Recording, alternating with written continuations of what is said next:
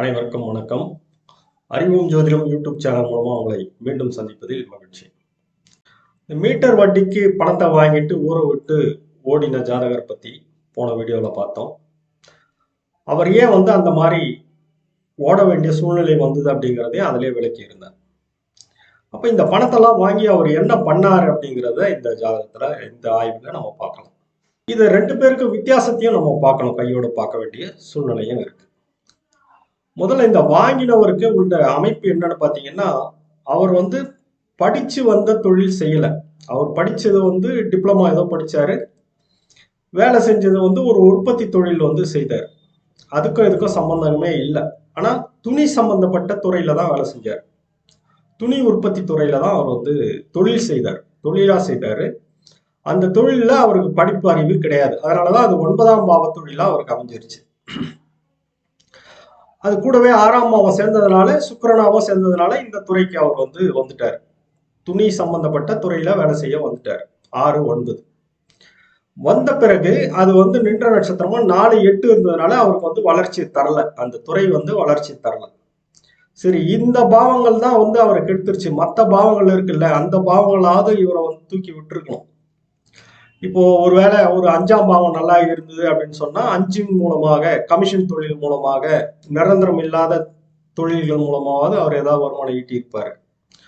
3ஆம் பாவம் பேசி முடித்தல், மீடியா, ப்ரொமோஷன் ஒர்க்கு அப்படிங்கிற வகையில பார்த்திருந்தாலும் 3ஆம் பாவத்தின் வழியாகவும் இவருக்கு எந்த அமைப்பும் கிடைக்கல, வருமானம் வர மாதிரி இல்லை. 11ஆம் பாவத்தின் வழியாகவும் இவருக்கு அமைப்பு வரல.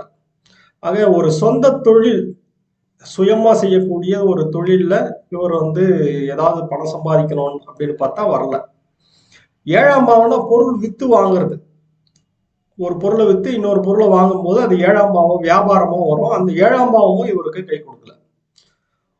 3, 5, 7, 9, 11 இந்த 4 பாவங்கள் இவருக்கு கை கொடுக்காத மாதிரி நின்றுச்சு. எப்படி நின்றுச்சுங்கிறத பார்ப்போம். அதே போல பொருளாதார பாவங்களான 2ஆம் பாவமும் 10ஆம் பாவமும் பிளஸ் குறி வாங்கிருச்சு. பிளஸ் குறி வாங்கிருச்சு. புதன் அதுக்கு அதிபதியா பிளஸ் குறி வாங்கிருச்சு. 2, 10 பாவங்கள் பிளஸ் குறி வாங்கினதுனால என்னாச்சுன்னு கேட்டீங்கன்னா, இதனுடைய நட்சத்திரத்துல வேற கிரகங்களே இல்லாம போயிருச்சு. அப்போ வேற வகையில இவருக்கு வருமானம் வரக்கூடிய திறமைகள் இருக்கக்கூடிய வாய்ப்பே இல்லாம கட் பண்ணி விட்டுருச்சு. இந்த 2, 10 பாவங்கள் பிளஸ் குறி வாங்கினதுனால அந்த நட்சத்திரத்துல யாருமே இல்லாம போயிருச்சு. நீங்க பார்க்கலாம், இந்த சார்ட் ஃபுல்லா நான் காட்டுறேன் பாருங்க. இந்த 12 பாவ முனைகள்ல பாருங்க, 2க்கும் 10க்கும் புதன் வந்திருக்கு. அந்த பாவ முனைகள்ல 2, 10க்கும் புதன் தான் இருக்காரு. அது பிளஸ் குறி. அந்த பிளஸ் குறியை நான் இங்க கிரக அமைப்புல காட்டுறேன் பாருங்க. இந்த கிரக விரிவுகள், கிரக இதுல பாருங்க, எந்த கிரகத்துக்கும் இந்த புதன் போயிட்டு நட்சத்திரமாவும் உப நட்சத்திரமாவும் இல்லை. சூரியன் பாருங்க, சந்திரன் பாருங்க, செவ்வாய் பாருங்க, புதன், எந்த கிரகத்துக்கும் அந்த புதன் போயிட்டு அங்க இல்லை. நட்சத்திரமாவும் இல்லை, உப நட்சத்திரமாவும் இல்லை. இதற்கு ஒரே ஒரு சான்ஸ் மட்டும் உண்டு. எப்பன்னு கேட்டீங்கன்னா, இந்த சந்திரன் நின்ற வரிசை இருக்குல்ல, சந்திரன் நின்ற நட்சத்திரம் உப நட்சத்திரம். சந்திரன் நின்ற நட்சத்திரத்துல இந்த புதன் வந்ததான சூப்பர் ஆயிடும். எப்படி? சந்திரன் கையில ஏற்கனவே 1, 3, 5 பாவங்களும் இருக்கு. அந்த 1, 3, 5 பாவங்களுக்கு இந்த பொருளாதார பாவங்கள் லிங்க் கிடைச்சதுன்னா இவர் இந்த 3, 5 மூலமா எப்படியோ சம்பாரிச்சிருவாரு. லக்னத்தின் மூலமாவும் 3 மூலமாவும் 5 மூலமாவும் இவர் சுயமா சம்பாரிச்சிருவாரு. பணம் வர்றதுக்கு வாய்ப்பு கிடைச்சிருக்கும். நான் இவருக்கு இந்த புதன் தசை வர்றதுக்கே வாய்ப்பு இல்லாம போயிடுச்சு.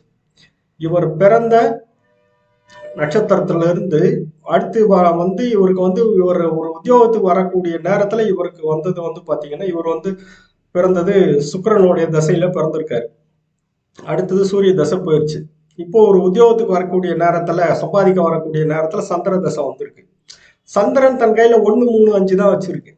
அதே தானே தன் நட்சத்திரத்துல நிற்கும் போது அவருக்கு 1, 3, 5 தான் வருது. பணம் வரத்துக்கு வாய்ப்பு இல்லை. அடுத்து செவ்வாய் வந்தது, அது கையில 9 இருந்தது, அங்கேயும் வாய்ப்பு இல்லாம போயிடுச்சு. அடுத்து ராகு வந்தது, அது 7, 11 வச்சிருக்கு, அங்கேயும் வாய்ப்பு இல்லாம போச்சு. கிட்டத்தட்ட இவருக்கு ஒரு 10, ஒரு 7, 17, இது ஒரு 18, 35 வருஷங்கள் பார்த்தீங்களான்னா பொருளாதாரத்துக்கு வாய்ப்பு இல்லாத மாதிரி அந்த சந்திரன் நட்சத்திரம் மாறிடுச்சு. இந்த புதன் 2, 10 வச்சிருந்து அந்த நேரத்துக்கு வர முடியாத போயிடுச்சு.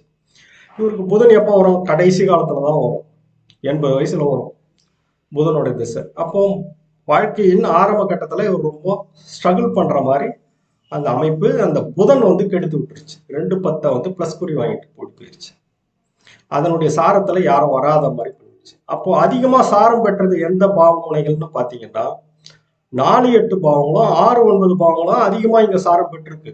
இந்த கிரகங்களுக்கு பாருங்க, 9 கிரகங்களுக்கு பாத்தீங்கன்னா 4-8 அதிகமா வரும், 6-9 அதிகமா வரும். அப்ப 4-8ங்கிறது என்ன, ஒரு போய் சிக்கிக்கிற மாதிரி ஆயிடுச்சு. பொருளாதாரம் வருமானம் இல்லை, எல்லாமே வந்து தேய்மானம் ஆகுது, நஷ்டமாகுது. 8னாங்கிறதுனா தேய்மானம். 8 எப்படி சொல்லலாம்னா திடீர்னு அந்த விஷயம் வந்து மாறிடும். பண்பு மாற்றம்னு சொல்லுவாங்க. பண்பு மாற்றம்னா என்ன, ஒரு கண்ணாடி நிலையா இருக்கும், ஒரு கல் பட்டு தானே திடீர்னு சில்லு சில்லா உடஞ்சு போயிடும், அது பண்பு மாற்றம் அடைஞ்சு போச்சு. இப்போ ஐஸ் கட்டி இருக்கு, ஐஸ் கட்டி சாலிட்னு சொல்றாங்க, அது கரைய ஆரம்பிச்சுதானே லிக்விடா மாறிடும், அதனுடைய பண்பு மாறி போயிடும். ஒரு பெட்ரோல் வாங்கி வைக்கிறோம், ஒரு பாட்டில்லையோ இல்லை ஒரு கேன்லயோ பெட்ரோல் வாங்கி வைக்கிறோம், மூடியை திறந்து விட்டோம்னா ஆவியா போயிடும், லிக்விடு கேஸா மாறிடும். இது போல இந்த 4-8 பாவங்கள்ங்கிறது தன் கிட்ட இருக்கக்கூடிய சொத்துக்கள் வந்து பயன்படாம போயிடுறதுதான் வந்து 4-8. இப்போ இவருக்கு 6ஆம் பாவத்திலே 4-8 வந்ததுனால என்னாச்சு, தன் வேலைகள் மூலமாக இவர் ஈட்டிய சொத்துக்கள்லாம் பயன்படாம போயிடும். இவர் கடன் வாங்கி வந்தா கடன் வாங்கி வச்ச காசு பயன்படாம போயிடும். அதே போல இவருக்கு 4-8 தான் மற்ற எல்லா பாவங்களோட தொடர்பு, நிறைய பாவங்களுக்கு தொடர்பு வருது. அப்போ எல்லாத்தையும் ஸ்பாயில் பண்ற மாதிரி தான் அந்த 4-8 பாவங்கள் இருக்கு. 6-9 பாவங்களும் வந்துருச்சு, 6-10 வராம 6-9 வந்துருச்சு. அப்போ அவரால் வந்து ஒரு பதவியை வந்து அடைய முடியல, எல்லாமே வந்து பொறுப்பு இல்லாம போயிடுது. ஃபைட் பண்றாரு, 6ங்கிறது ஃபைட் பண்றாரு, ஆனாலும் ஸ்டேட்டஸ் அடைய முடியல. அப்படிங்கிற ஒரு 6-9 பாவங்களும் தாசியை. இதுதான் வந்து இவரை வந்து ரொம்ப வீக் பண்ணி, இந்த ஜாதகரை வீக் பண்ணி விட்டுடுச்சு. இதே மீட்டர் வட்டிக்கு விட்டவருக்கு பார்த்தீங்கன்னா அவருக்கு வந்து புதன் இருந்தது, லக்னாதிபதியா லக்ன சப்ளாடா புதன் இருந்து கூடவே 1-7-9 பாவங்களை வச்சிருந்தது.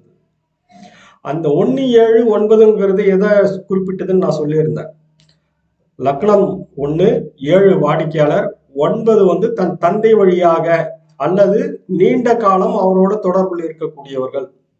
இதே போல சொகுசா இருக்கிறவங்க, அவங்களாம் வந்து இவர்கிட்ட பணம் கொடுக்குறாங்கிறதையும் அதுல நான் விளக்கியிருந்தேன். அப்போ லக்னம் 7-9 இந்த 3 சேர்ந்துக்கிட்டு அவங்க மூலமா பணம் வரக்கூடிய வாய்ப்பு, 2ஆம் பாவம் அங்க தொடர்பு வந்துருச்சு, 12ம் கூட தொடர்பு வரும்போது இவருக்கு வந்து இந்த மறைமுகமா சேர்த்து வைக்கக்கூடிய பணங்களுடைய ஒரு தொடர்பு வந்து ஆட்டோமேட்டிக்கா கிடைச்சிருச்சு. அப்படிங்கிறத அந்த மீட்டர் வட்டிக்கு விடக்கூடிய ஜாதகனுடைய அமைப்புல நான் எக்ஸ்பிளைன் பண்ணியிருந்தேன். இவருக்கு என்ன ஆச்சுன்னு பாத்தீங்கன்னா, வாங்கக்கூடியவருக்கு இந்த 1-3-5 கரெக்ட் தான், அது ஓகே.